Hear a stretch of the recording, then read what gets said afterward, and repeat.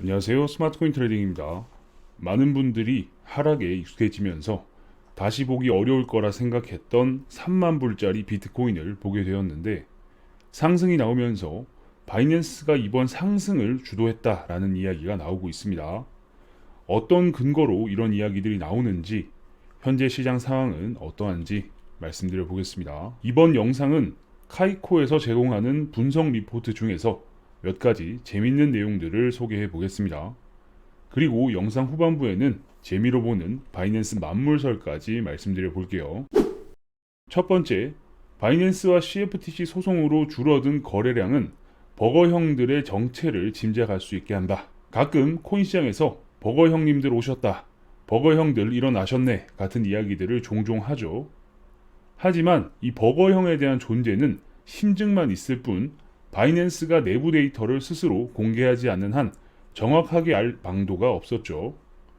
그런데 이번에 CFTC에서 바이낸스에 대한 소송을 진행하면서 버거형에 대한 방정식이 조금은 풀렸습니다. 주황색 부분은 미국의 워킹아워를 표시한 부분인데 24시간 중에서 제일 활발한 거래가 이루어지는 시기예요. 이러한 움직임은 2021년 코인 시장이 피크를 치던 시기에도 2022년 전체적인 거품이 빠지면서 하락하는 상황에서도 미국 시간대의 거래량이 다른 시간대에 비해서 하락폭이 작았던 것을 확인할 수 있습니다. 그리고 2023년 거래량이 어느 정도 회복됐을 때 미국 시간대와 다른 시간대의 격차는 더 벌어졌어요. 그리고 차트에는 빠져 있지만 CFTC가 바이낸스를 기소한 이후 2주 동안 미국 시간대의 거래가 눈에 띄게 감소한 내용을 카이코 리포트에서 기술해 두었습니다. 데이터를 종합해보면 CFTC의 소송은 바이낸스의 미국 거래 시간대에 영향을 미치고 있다는 게 확실히 보여지죠. 그리고 미국 시장의 거래량은 매우 크다라는 것도 알 수 있는 부분입니다. 두 번째, 카이코 리포트는 머스크 트윗과 도지의 상관관계에 대해서 매칭을 시켜 놓았는데 그래프를 보면 트윗을 한 시점은 확실한 변곡점임에 틀림없어 보입니다. 상승 흐름을 마무리 짓는 결정타를 먹이거나 하락에 대한 방어를 하는 포인트로 작용한 거죠.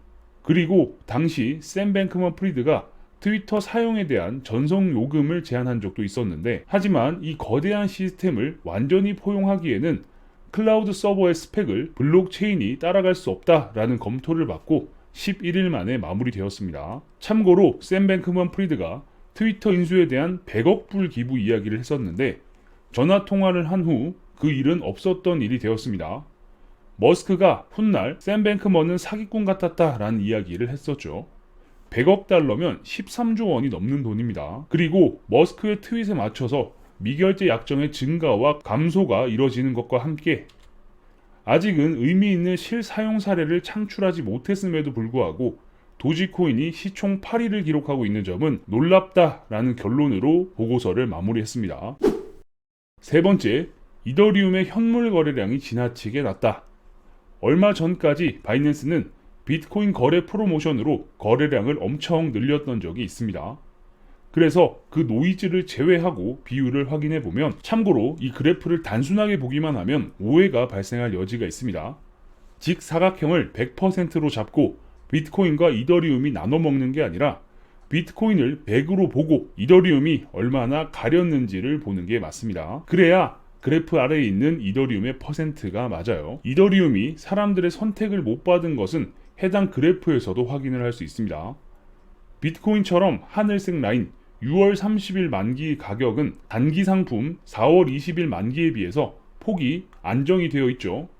하지만 이더리움의 그래프는 기간별 상품들, 즉 각 라인들의 가격 차가 크게 나지 않습니다. 결국 이 상황은 미결제 물량에도 비슷하게 영향을 주면서 요 며칠 비트코인이 상승할 때 이더리움의 상승폭은 비트코인의 절반 정도에 불과한 이유 중 하나가 되었습니다. 그리고 이더리움은 상하이 업그레이드가 적용되면서 유동성이 늘어나게 될 텐데 그렇게 매도가 많지 않을 거야. 시스템적으로도 어쩌고 저쩌고 시뮬레이션이 어쩌고 저쩌고 해봐야 알겠는데 그래도 일단 뺄 수는 있다는 거지 라는 생각이 전체적인 투자자들에게 더 크게 작용하는 듯 합니다.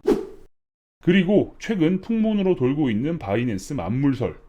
바이낸스가 아래 3개 지갑을 이용해서 랠리를 서포트했다라는 의견에 조금 살을 보태보면 2023년 1월부터 최근까지 취했던 바이낸스의 스탠스가 조금 달라졌습니다. 어떻게 스탠스가 달라졌느냐? 2023년 1월 1일부터 4월 5일까지는 비트코인이 상승을 하면서 바이낸스 메인 지갑에 달러와 코인이 공격적으로 늘어났습니다. 그런데 4월 5일을 기점으로 BUSD를 포함한 다양한 알트코인들의 가치와 물량이 동시에 줄어들었어요. 이 상황을 보면 바이낸스 관점에서는 4월 5일을 기점으로 손에서 떠난 공이 관성으로 날아가는 상황 같은 거죠. 해당 부분은 참고만 하시길 바랍니다. 근데 움짤 보면 정말 멀리 던지긴 하네요. 바이낸스의 손을 떠났다는 게 무조건 안 좋은 거냐? 코인 다 팔아야 되냐? 이런 댓글들이 달릴 듯 해서 미리 말씀을 드리자면 바이낸스가 관성을 만들어내고 분위기와 흐름이 생기면 시장에 돈이 들어오고 이 흐름이 이어질 수 있습니다. 매크로 상황까지 좋아진다면 분위기가 더욱더 좋아지겠죠. 바이낸스가 이번 상승을 주도했다는 이야기가 영상에서 설명드린 근거로 나오고 있는데 바이낸스의 최근 움직임이 상승장의 마중물이 되어줄지 날아가던 공이 힘을 잃어가며 점점 떨어지게 될지 유심히 지켜볼 필요가 있을 듯 합니다. 계속해서 여러분들께 도움이 될 만한 다양한 정보를 알려드릴 수 있도록 하겠습니다. 영상이 괜찮으셨다면 구독과 좋아요도 눌러주시고요. 알림 설정을 눌러주시면 누구보다 빠르게 새로운 정보를 받아보실 수 있으니까 구독, 좋아요, 알림 설정까지 눌러주시면 감사하겠습니다.